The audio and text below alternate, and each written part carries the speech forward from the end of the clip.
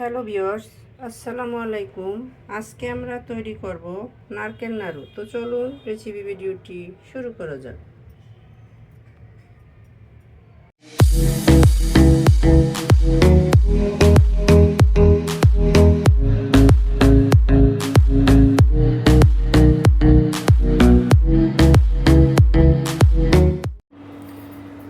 এটা তৈরি করার জন্য শুরুতেই কিচেনে এসে চুলায় একটা প্যান বসিয়ে দিয়েছি।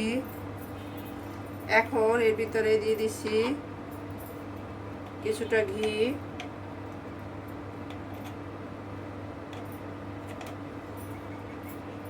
আমি এখানে প্রায় 1 টেবিল চামচের মতো ঘি দিয়ে দিলাম।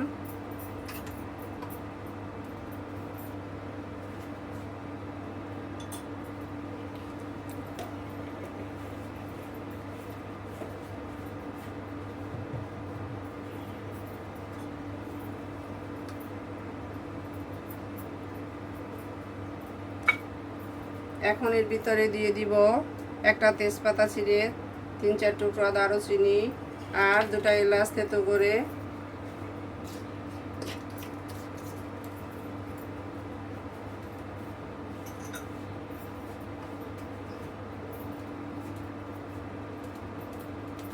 এগুলোকে আমি কয়েক সেকেন্ড নেড়ে নিব।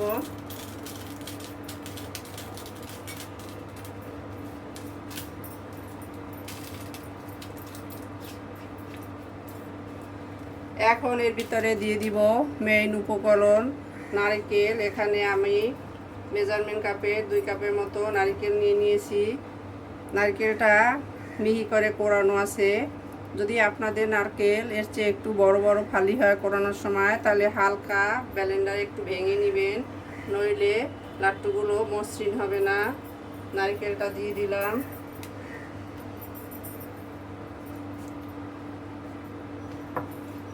এখন আমি ঘিয়ের সাথে আর মশলার সাথে নারকেলটা কিছুক্ষণ ফ্রাই করে নিব।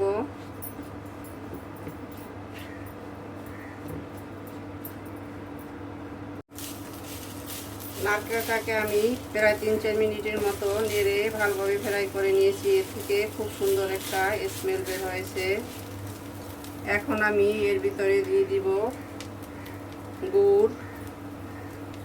এখানে আমি তালের গুড় নিয়ে নিয়েছি।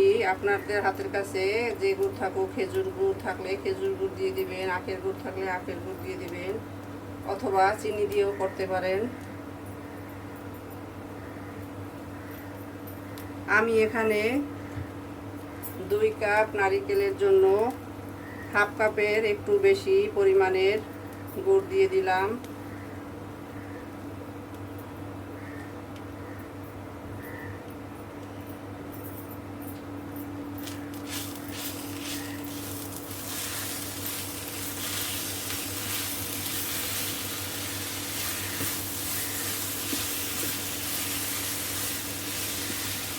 এটা গুড় হাতের কাছে না থাকলে চিনি দিয়েও করতে পারেন, কিন্তু গুড় দিয়ে নাড়ুটা করলে টেস্টটা বেশি ভালো আসে।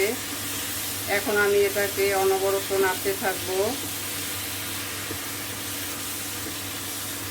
যতক্ষণ পর্যন্ত না এটা আঠালো হয়ে বান্ডিং না আসে, ততক্ষণ এভাবে নাড়বো।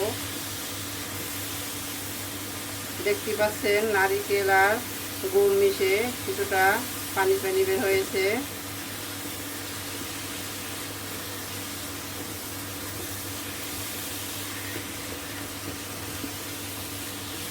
নেড়ে পানিটা আমি মোটামুটি শুকিয়ে নিব। তো ফিরে আসছি এটা মোটামুটি শুকিয়ে আসার পরে।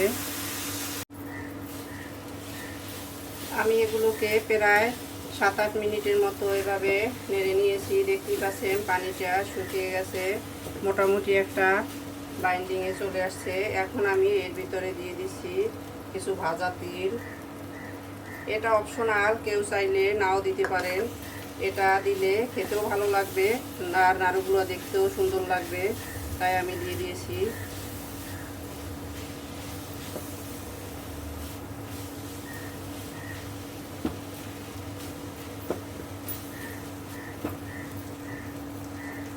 এখন আমি এর ভিতর দিয়ে দিব গুঁড়া দুধ।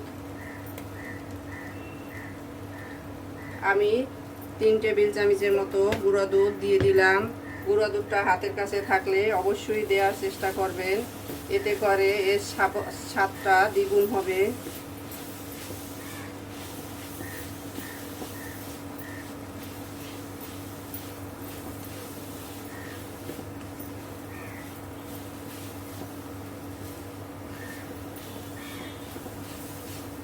এটা মিশানো হয়ে গেছে। এখন আমি চুলাটাকে বন্ধ করে দিব। এটা খুব বেশি সময় ধরে আর নাড়লে বাইন্ডিং হবে না, ঝুরঝুরে হয়ে যাবে, নাড়ুর শেপ দেওয়া যাবে না বেশি শুকিয়ে গেলে। আমি এখন এটাকে একটা প্লেটে তুলে নিব।